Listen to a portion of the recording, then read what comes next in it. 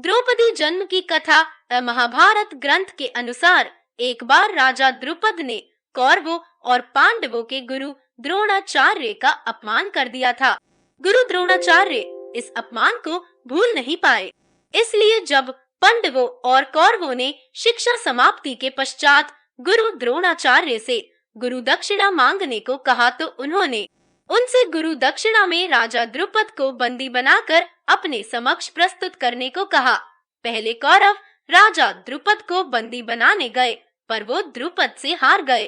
कौरवों के पराजित होने के बाद पांडव गए और उन्होंने द्रुपद को बंदी बनाकर द्रोणाचार्य के समक्ष प्रस्तुत किया। द्रोणाचार्य ने अपने अपमान का बदला लेते हुए द्रुपद का आधा राज्य स्वयं के पास रख लिया और शेष राज्य द्रुपद को देकर उसे रिहा कर दिया। गुरु द्रोण से पराजित होने के उपरांत महाराज द्रुपद अत्यंत लज्जित हुए और द्रोणाचार्य किसी प्रकार से नीचा दिखाने का उपाय सोचने लगे। इसी चिंता में एक बार वे घूमते हुए कल्याणी नगरी के ब्राह्मणों की बस्ती में जा पहुँचे। वहाँ उनकी भेंट याज तथा उपयाज नामक महान कर्मकांडी ब्राह्मण भाइयों से हुई। राजा द्रुपद ने उनकी सेवा करके उन्हें प्रसन्न कर लिया एवं उनसे द्रोणाचार्य के मारने का उपाय पूछा। उनके पूछने पर बड़े भाई याज ने कहा, इसके लिए आप एक विशाल यज्ञ का आयोजन करके अग्निदेव को प्रसन्न कीजिए, जिससे कि वे आपको वे महान बलशाली पुत्र का वरदान दे देंगे।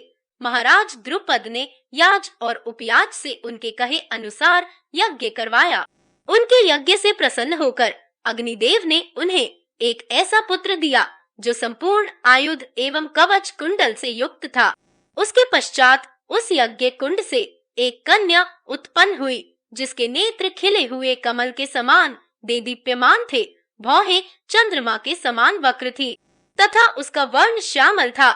उसके उत्पन्न होते ही एक आकाशवाणी हुई कि इस बालिका का जन्म क्षत्रियों के संहार और कौरवों के विनाश के हेतु हुआ है।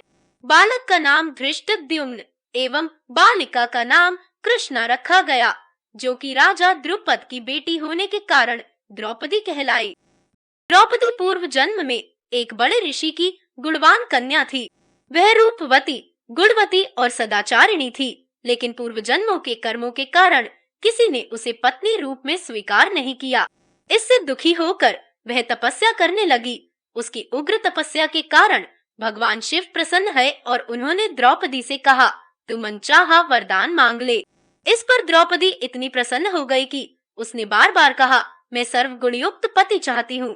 भगवान शंकर ने कहा, तूने मनचाहा पति पाने के लिए मुझसे 5 बार प्रार्थना की है, इसलिए तुझे दूसरे जन्म में एक नहीं 5 पति मिलेंगे। तब द्रौपदी ने कहा, मैं तो आपकी कृपा से एक ही पति चाहती हूँ। इस पर शिवजी ने कहा, मेरा वरदान व्यर्थ नहीं जा सकता है, इसलिए तुझे 5 पति ही प्राप्त होंगे।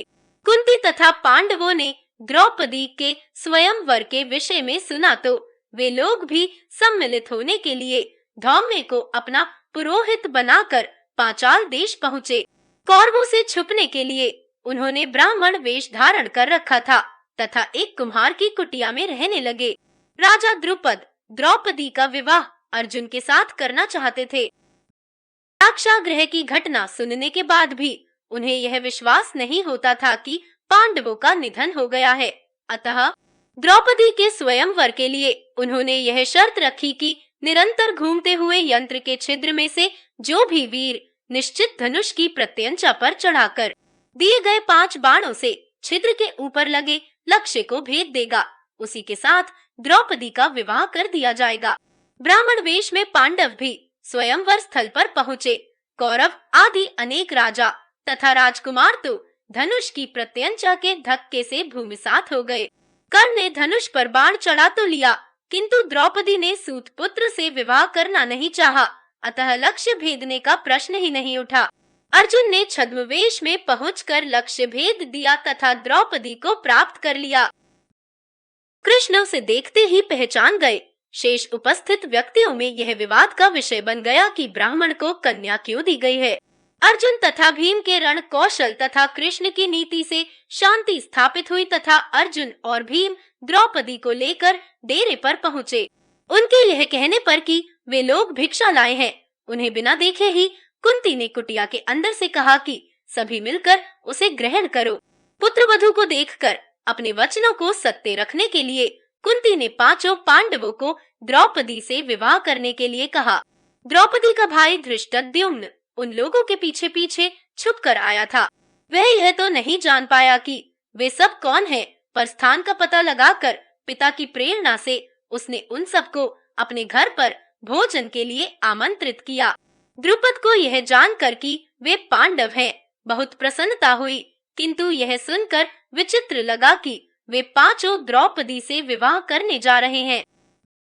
तभी व्यास मुनि ने अचानक प्रकट होकर एकांत में द्रुपद को उन छहों के पूर्व जन्म की कथा सुनाई कि एक बार रुद्र ने 5 इंद्रों को उनके दुर्भिमान स्वरूप यह श्राप दिया था कि वे मानव रूप धारण करेंगे। उनके पिता क्रमशः धर्म, वायु, इंद्र तथा अश्विनी कुमार होंगे। भूलोक पर उनका विवाह स्वर्गलोक की लक्ष्मी के मानवी रूप से होगा। वह मानवी द्रौपदी है तथा वे पांचों इंद्र पांडव हैं। व्यास मुनि के व्यवस्था देने पर द्रौपदी का विवाह क्रमशः पांचों पांडवों से कर दिया गया। इस तरह से पांचों पांडवों से विवाह करके द्रौपदी पांचाली कहलाई।